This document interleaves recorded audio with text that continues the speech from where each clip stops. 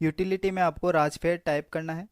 RAJFED type करते आपके सामने सर्विस आ जाएगी राजफेड फार्मर रजिस्ट्रेशन की। इस पर क्लिक करके आप थर्ड पार्टी पोर्टल पे पहुंचेंगे। यहाँ आपको कुछ महत्वपूर्ण जानकारियाँ दिखेंगी सामने स्क्रीन पर। जैसे कि ये जो सर्विस है ये सुबह 9 बजे से लेकर शाम के 7 बजे तक ही कार्य करेगी। इसके बाद या इस टाइम से पहले आप इस पर वर्क नहीं कर सकते हैं। इसके बाद है एक जन आधार कार्ड पर एक ही रजिस्ट्रेशन करना है और वो भी आधार वैलिडेट होने के बाद ही होगा। फिर है चना और सरसों के आपको अलग अलग पंजीकरण नहीं करने हैं, एक ही फोरम के अंदर आप दोनों का रजिस्ट्रेशन कर सकते हैं, वो मैं आपको आगे वीडियो में बता दूंगा। इसके बाद जिसके नाम से गिरदावरी है उसी के नाम से आपको पंजीकरण करना है। गिरदावरी की पीडीएफ अपलोड करेंगे, उसमें आपको किसी प्रकार की कोई काटापीटी नहीं करनी है, जैसी ये डाउनलोड करेंगे आप वैसी की वैसी आपको अपलोड करनी है। इसके बाद है पंजीकरण है तो गिरदावरी ही मान्य है तथा तुलाई के समय अपलोड की गई गिरदावरी तथा मूल गिरदावरी दोनों समान होने पर तुलाई की जाएगी। यानी कि आप जो डिटेल्स भरेंगे वो भी सेम होनी चाहिए और जो गिरदावरी में डिटेल्स रहेगी वो भी सेम होनी चाहिए, तभी जो तुलाई है वो की जाएगी। इसके बाद है कि आप जिस फसल के लिए अप्लाई करेंगे, जैसे चना की फसल के लिए आप अप्लाई कर रहे हो तो आपको तुलाई के लिए भी वही फसल वहाँ पे लेके जानी है। ये चीज़ आपको किसान को समझानी है। वही फसल वहाँ लेके जाएंगे तो ही तुलाई की जाएगी, वरना कोई तुलाई नहीं की जाएगी और ये जो फॉर्म है ये भी रिजेक्ट कर दिया जाएगा। अब हम आगे चलते हैं। आपको फॉर्म फिल करने के लिए चना सरसों पंजीकरण के लिए क्लिक करना है। क्लिक करते ही आपके सामने एक नोटिफिकेशन आएगा जिसमें लिखा होगा कि पंजीकरण गिरदावरी के अनुसार जो नाम है उसी नाम से करना है, जो मैंने आपको पहले बता दिया है।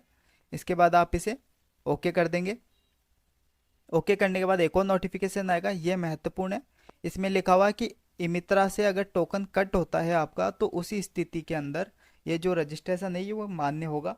अगर टोकन नहीं कटता है तो आपको दोबारा से प्रोसेस करना पड़ेगा, टोकन कट करना पड़ेगा। टोकन कट होगा तो ही उसका प्रिंट निकलेगा, इस चीज़ का आप ध्यान रखें। अगर टोकन नहीं कटा है और फिर भी प्रिंट सामने आ रहा है तो आपको 24 घंटे बाद दोबारा से उसका रजिस्ट्रेशन करना पड़ेगा और टोकन सक्सेस होगा वो वाला प्रिंट आपको निकाल के कस्टमर को देना है। अब इस नोटिफिकेशन को भी आप ओके कर देंगे तो आप इस पेज पे पहुंच जाएंगे जहां से आपको रजिस्ट्रेशन करना है। यहाँ पर भी कुछ महत्वपूर्ण चीज़ें लिखी हुई हैं, वो आप एक बार पढ़ लें। मैं आपको बता रहा हूँ। इनमें महत्वपूर्ण चीज़ ये है कि जिस व्यक्ति का आप अप्लाई करेंगे सबसे पहले आप उनकी बैंक डिटेल्स जन आधार में चेक कर लेंगे। अगर वो बैंक डिटेल्स सही नहीं है या कस्टमर चाहता है कि उनको दूसरे खाते में पैसे लेने हैं तो आप जन आधार के अंदर बैंक डिटेल्स चेंज कर देंगे और जब वो अप्रूव हो जाएगा उसके बाद आप यहाँ पे उनका रजिस्ट्रेशन करेंगे। इसके बाद है किसान का पंजीकरण, आपको जो गिरदावरी में अंकित नाम है उसी से करना है। अगर बटाईदार है तो इस स्थिति में ये चीज़ें चेंज हो सकती है, यानी आपको गिरदावरी में अंकित नाम से फिर अप्लाई करने की जरूरत नहीं है क्योंकि वो बटाईदार के नाम पे है इसलिए। अब गिरदावरी की जो प्रति है यानी जो फोटो कॉपी रहेगी वो मित्र वाले को रखनी है संभाल करके।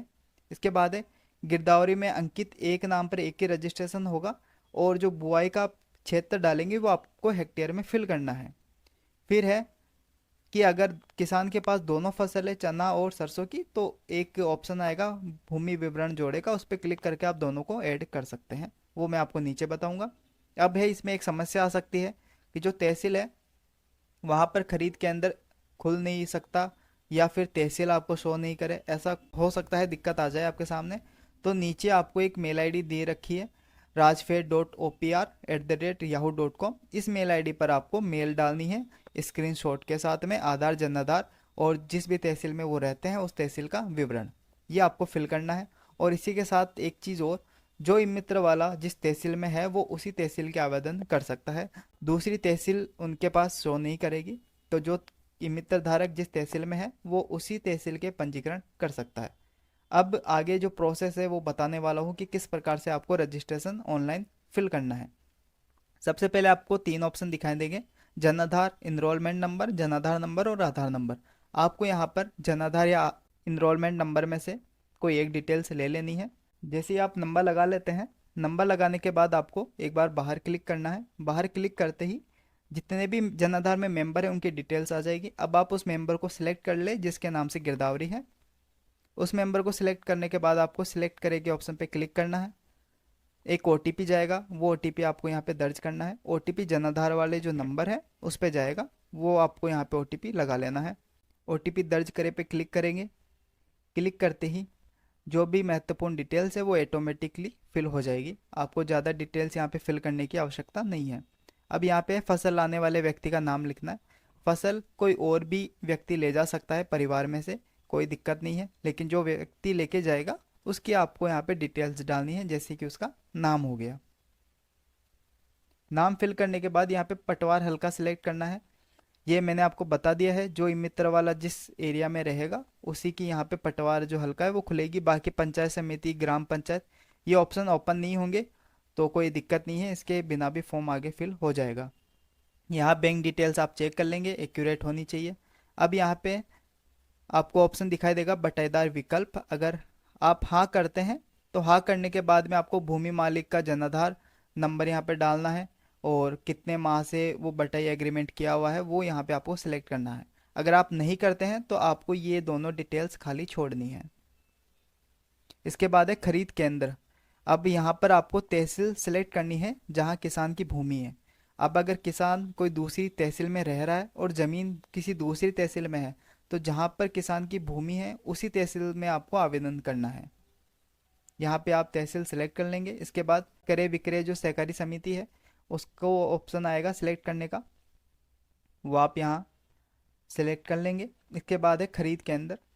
सांगानेर में जितने भी हैं उनके सभी के नाम आ जाएंगे, तो उनमें से जो भी पास पड़ता है या जो भी खरीद केंद्र वो चाहते हैं वो यहाँ पे सिलेक्ट कर सकते हैं। ये होने के बाद अब आपको लास्ट स्टेप जो बची है वो फिल करनी है। तो इसमें आप एक बार पढ़ लें, आपको रेड लाइन में कुछ लिखा हुआ मिलेगा, इसमें आपको समझा देता हूँ इसका क्या मतलब है। आप अगर ऑनलाइन प्रति डाउनलोड करके और वो अपलोड करते हैं तो आपको यहाँ पे नीचे जो गिरदावरी में क्रमांक नंबर है ये डालने की आवश्यकता नहीं है, और जो डेट है वो आप रजिस्ट्रेशन करने वाली डेट डाल सकते हैं। जैसे अगर आज कर रहे हो तो आज की डेट आप डाल सकते हो। वही अगर जो गिरदावरी है ये पटवारी द्वारा दी गई है तो उसके अंदर जो अंकित क्रमांक आता है वही आपको यहाँ पे लिखना है, और जो डेट है वो पटवारी वहाँ पे लिख के देगा वही आपको यहाँ पे डालनी है। ये चीज़ आप ध्यान रखेंगे। अगर ऑनलाइन है तो आप यहाँ पे 0 कर देंगे, जैसा कि इस नोट में लिखा हुआ है। अब आपको यहाँ पर नीचे पटवार हल्का सेलेक्ट कर लेना है जो गिरदावरी में अंकित होगा। इसके बाद आपको ग्राम सेलेक्ट कर लेना है, जिस भी ग्राम के अंतर्गत आते हैं किसान की भूमि। इसके बाद है खाता नंबर आपको लिख लेना है, और उसके बाद खसरों की संख्या लिखनी है। खसरों की संख्या 2, 3, 4, 5 कितनी भी हो सकती है वो आपको यहाँ पे डालनी है। कि 2 खसरे हैं तो आपको वो 2 लिखने हैं। इसके बाद आपको आगे खसरा नंबर डालने हैं। आप खसरा नंबर ऐसे कॉमा लगा के डाल सकते हैं। इसके बाद फसल आपको सिलेक्ट करनी है। एक टाइम पे आप एक ही फसल को सिलेक्ट कर सकते हैं, और 2 अगर फसल है तो वो आगे मैं बताऊंगा आपको किस प्रकार से आप ऐड करेंगे। यहाँ पे एक फसल सिलेक्ट करने के बाद आपको यहाँ पे हेक्टेयर में डालना है बुआई का जो क्षेत्र है वो कितना था, तो वो आप यहाँ सिलेक्ट कर लेंगे। इसके बाद आपको गिरदावरी की पीडीएफ लगानी है जो कि 150 KB के अंदर होनी चाहिए। पीडीएफ लग चुकी है। अब इसके बाद आप यहाँ पे 0 कर देंगे क्योंकि मैंने ऑनलाइन डाउनलोड की हुई है। यहाँ पे मैं जिस डेट को रजिस्ट्रेशन कर रहा हूँ वो मैं डेट लगा दूंगा। अब आपको नीचे एक ऑप्शन दिखाई देगा भूमि जोड़े का, तो आप इस भूमि जोड़े पे क्लिक करेंगे। मैं आगे आपको बता रहा हूँ। जैसे आप भूमि जोड़े पे क्लिक करेंगे, क्लिक करते ही यहाँ जो आपने एक डिटेल्स फिल करी है वो ऐड हो जाएगी।